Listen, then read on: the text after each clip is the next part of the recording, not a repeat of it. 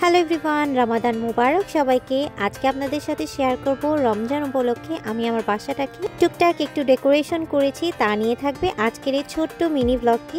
সবাইকে ওয়েলকাম জানাচ্ছি রমাদান সিরিজে। ভিডিওটা শুরু করেছিলাম আমি মার্চের 1 তারিখ, মানে প্রথম রোজার দিন।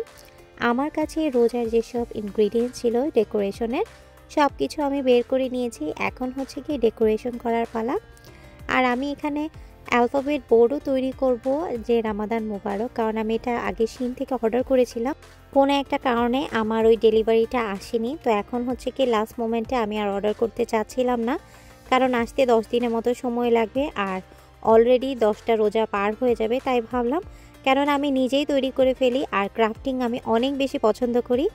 যারা আমার ভিডিও দেখেন বা যারা আমাকে অনেক আগে থেকে চিনেন তারা জানেন যে আমি ক্রাফটিংটা অনেক বেশি লাইক করি। আগে তো প্রচুর করা হতো স্টুডেন্ট লাইফে, এখন আর কি সংসারের চাপে একটু কম করা হয়, তাও সুযোগ পেলে আমি ক্রাফটিংটা করি।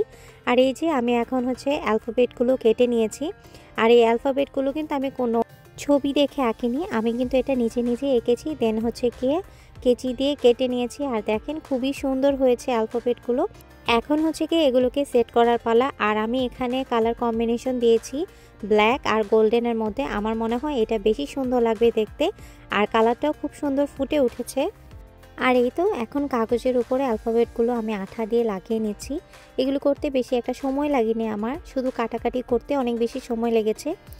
ওই অ্যালফাবেটের পাশাপাশি এখানে আমি আরেকটা করে নিয়েছি, এটা হচ্ছে আমি আমার কিচেনের মধ্যে লাগাবো।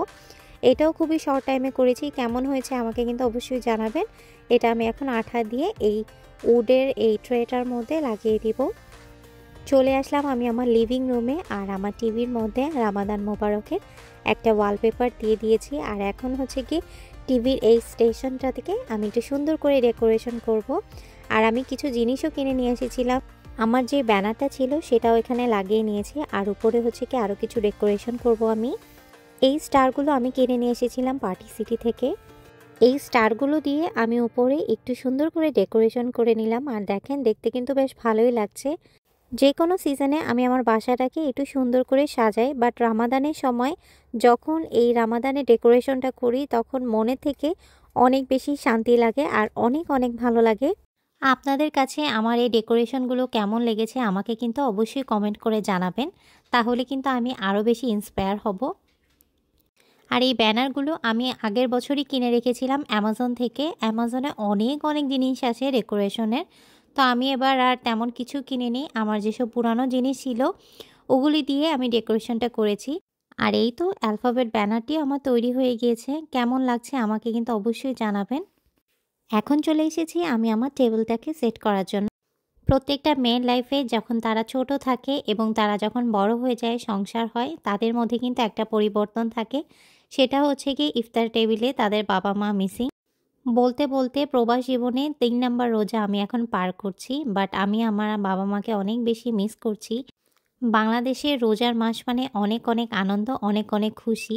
সেহরির সময়ে সেহরিতে ডাক দিয়ে ওঠাতো মানুষ মাইকে করে, আমরা একসাথে সেহরি করতাম। দেন হচ্ছে একসাথে নামাজ পড়তাম। আর স্কুল বা কলেজ বা যে কোনো দোকান থেকে যখন রামাদানের ক্যালেন্ডার দেওয়া হয়, আমরা যতটা রোজা রাখতাম একটা একটা করে টিক চিহ্ন দিতাম। তখনকার দিনগুলো অনেক বেশি সুন্দর ছিল। আর এখন হচ্ছে বড় হয়ে যাওয়ার পর আর সংসার হওয়ার পর অন্যরকম সৌন্দর্য, বাট আমার কাছে কিন্তু আগের দিনগুলোই বেশি ভালো লাগে। আল্লাহর কাছে দোয়া করি যাতে নেক্সট ইয়ার ইনশাল্লাহ আমি আমার বাবা মার সাথে একসাথে যাতে ইফতার করতে পারি, সেই দোয়া যেন আল্লাহ খুব তাড়াতাড়ি কবুল করে দেয়। তো এই তো কথা বলতে বলতে আমি আমার টেবিলটাকেও খুব সুন্দর করে সেট আপ করে নিয়েছি। সব কিছুতেই আমার সিম্পল ডেকোরেশন অনেক বেশি পছন্দ। আর এই যে আমার যে ব্যাগটা রয়েছে রামাদানের, এটা গত বছরই আমরা পেয়েছিলাম। আর এই ব্যাগটা কিন্তু আপনারা চাইলে হোম গুডস বা মার্শালে কিনতে পারবেন। ব্যাগটা আমি সামনে রেখেছি আমার মিররে, দেখতে কিন্তু বেশ ভালোই লাগছে। আর আমি গত বছর রামাদান কারিমের এই ক্রাফটিংটা বানিয়েছিলাম, এটাও আমি সুন্দর করে এখন দেয়ালে সেট করে রেখে দিয়েছি। আর এই তো ছিল আমার রামাদানের কিছু ডেকোরেশন। আপনাদের কাছে কেমন লেগেছে আমাকে কিন্তু জানাতে অবশ্যই ভুলবেন না। আপনারা সবাই আমাদের জন্য দোয়া করবেন, আমরাও আপনাদের জন্য দোয়া করি যাতে আল্লাহ আমাদের সকলের নেক আশা যাতে আল্লাহ খুব তাড়াতাড়ি কবুল করে নেন। জানতেই যে সকল গুনাহ করেছি সেগুলো যাতে আল্লাহ মাফ করে দেন। আবারও জানাচ্ছি সবাইকে রামাদান মোবারক। আজকের মতো এখানেই বিদায় নিচ্ছি। আল্লাহ হাফেজ সবাইকে।